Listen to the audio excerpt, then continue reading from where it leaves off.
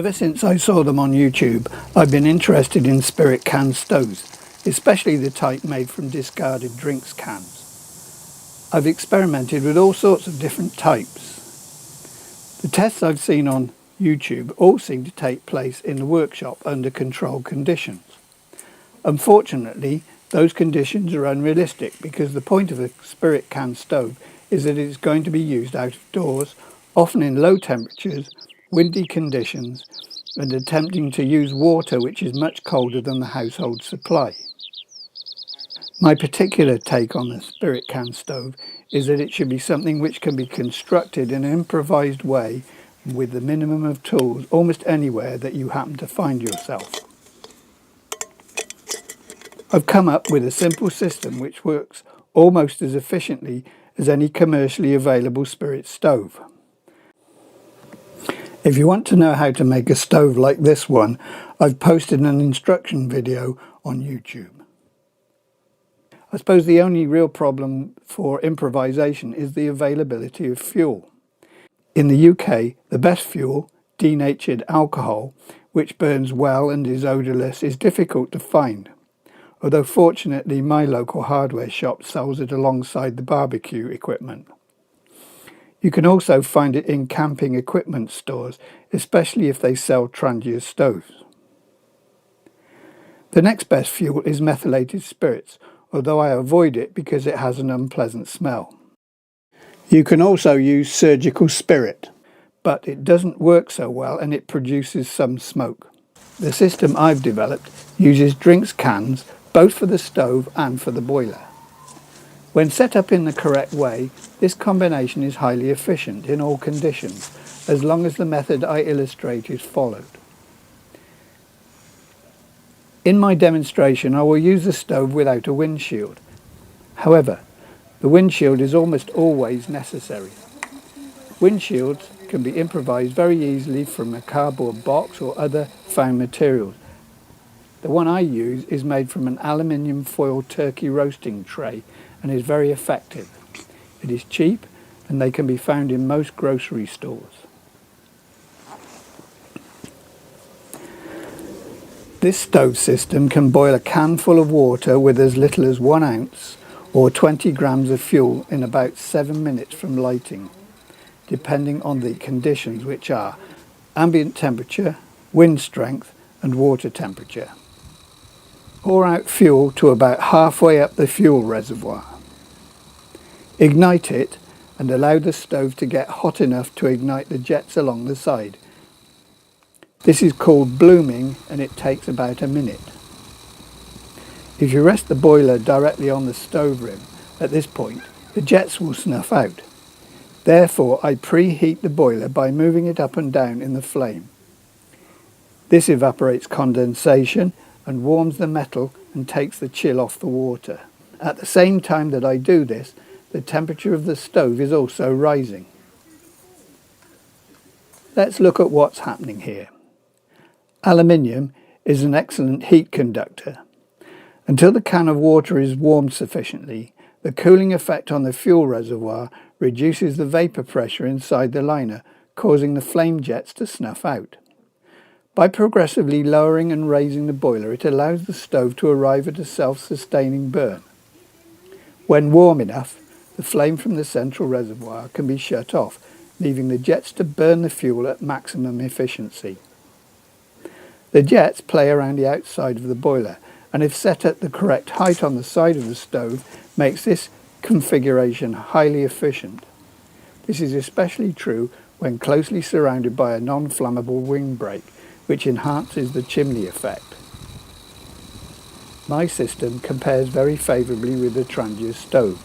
Not only is this system potentially free, it is also extremely light, weighing in at 10 grams for the stove and 10 grams for the can, and works without a pot stand, so there's nothing much to carry. In comparison, my Trangia system weighs 154 grams and a lightweight cook pot weighs 120 grams. So that's the drinks catered for. But what about breakfast? At some time on your trip, you're going to have to get some supplies. Most grocery stores stock disposable foil containers like these at a very reasonable price. Obviously, this is an unplanned trip and improvisation is the name of the game. Here is a way to get cooking with no pans. You need a windbreak, you need a pot stand, and finally a cook pot. You have the stove that you made earlier. This all looks a little primitive, but it really works very well. You can cook breakfast, lunch and dinner from one pack of foil containers from the store.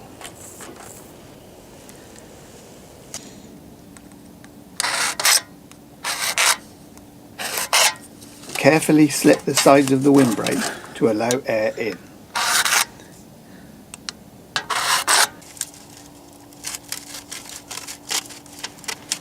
Cut a hole in the base of the container you're going to use as a pot stand and fold it in to support the edges.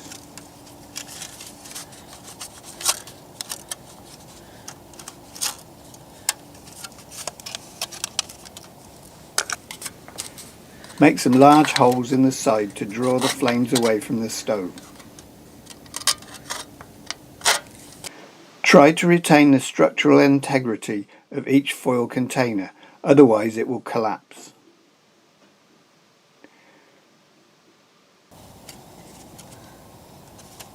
There's a bit of subtle bending to do so that the pair fit together, which you will need to prepare before the stove is ignited. If you do this, you can fix the support securely and quickly to the windbreak. To prevent the stove blowing away, place some stones around the stove. Note, if the wind is too strong, you might try staking the windbreak into the ground. It's up to you to improvise.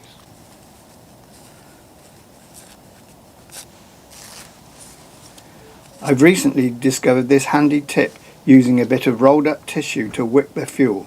It seems to virtually guarantee ignition first time.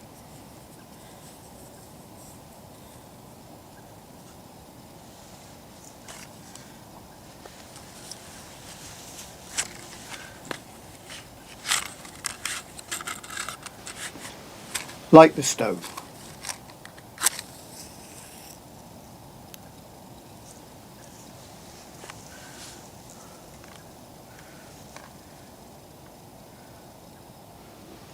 You will note I have not sealed the central reservoir.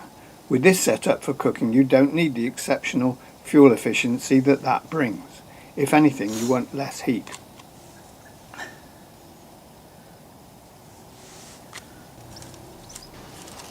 Place the pot stand on top of the windbreak. Place your cooking pot on top. You may need to have sufficient weight of food to prevent it blowing away.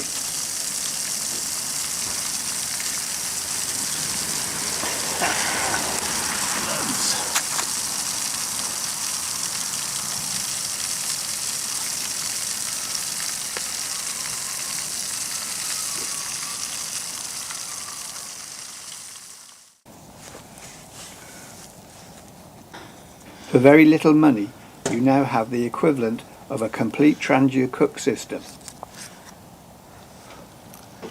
It weighs almost nothing,